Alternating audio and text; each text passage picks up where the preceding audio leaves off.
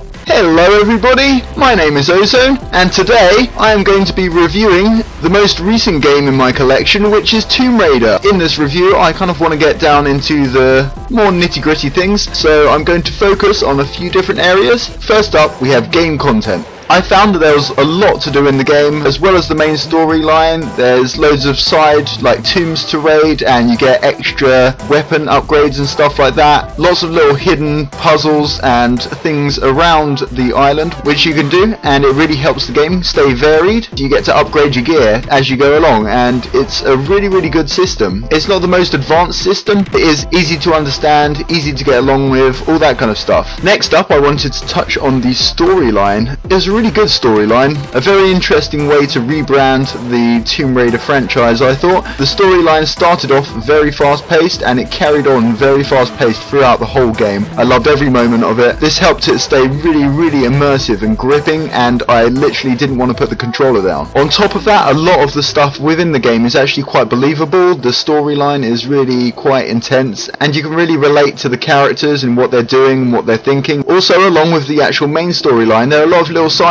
bits where you could go into tombs and find little relics and treasures and stuff like that, and that was quite informative and quite nice, because I feel that you always kind of forget that Lara Croft is actually an archaeologist, so this kind of brought that home. It was a really nice little feature. Next up, we're on to graphics. Now this isn't a subject I really focus on while playing games, because I think that the game content is a bit more important than the actual graphics. However, it is nice to have good graphics, and in this game I thought that the graphics did hold up pretty well. I'd say they're probably on par with stuff like Assassin's Creed 3 and other games like that. Definitely quite believable throughout the game, and certain things I found were really spot on. Throughout the game, Lara is obviously being thrown around a hell of a lot, being shot at on all this kind of stuff, and she gets a lot of wounds, and these wounds and scars stay on her throughout the whole game. I thought that was a really nice touch of detail to the graphics. The only issue I could really see was the hair, but that's always kind of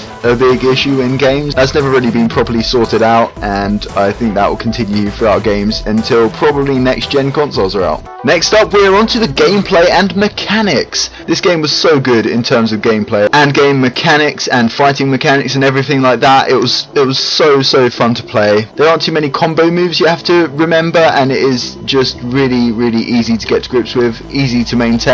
By having it so easy to remember and easy to use, it really helps the gameplay stay fast paced and really immersive, because you're not thinking all the time about what buttons to press, and I really like that. I thought that was such a good feature. Also, because of this, there's always something happening. The gameplay just carries on rolling forward, and it never stops. It's just completely consistent, and it really makes you want to carry on playing. As I mentioned before, I did not want to put the controller down at all. It was just awesome. The fighting scenes in it were really good. I thought they were pretty intense. The AI, obviously, as it's a game, isn't insanely clever, but it was good enough to keep me immersed. I really like the mechanics of being able to use your guns and long range weaponry and then run up and finish the people off with your melee weapons. All the game mechanics fitted together so well. They're very intuitive and really fluid. Another thing I wanted to touch on was the cover mechanics. When you're near enemies, Lara will automatically duck down, and she kind of hides behind the cover that's around her, so you don't have to think about that too much,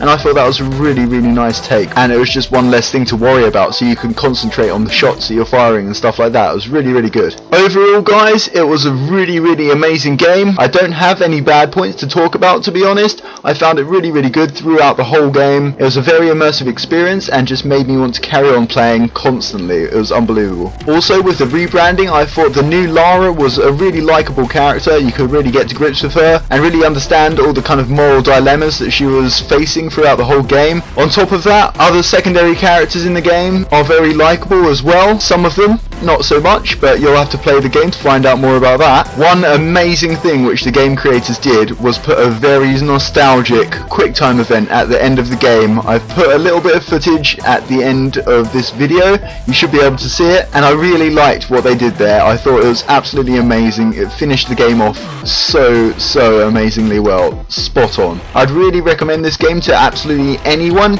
If you're a Tomb Raider fan, go for it. if you're not a Tomb Raider fan, also go for it, because I have not played a hell of a lot of Tomb Raider games in the past, but this one, spot on. Absolutely amazing reboot. Well done to the guys for creating it. And for your question of the day, guys, have you got Tomb Raider? And if so, what did you think of it? If you haven't got Tomb Raider, make sure you go out and get a copy. Brilliant game, and I'm considering playing through it again. Thanks ever so much for watching, guys. This has been my first game review of Tomb Raider. Any feedback is more than welcome, so just write me some comments and give me a thumbs up and all that kind of stuff down below. Once again, my name is Ozpwn, and I'll see you all next time.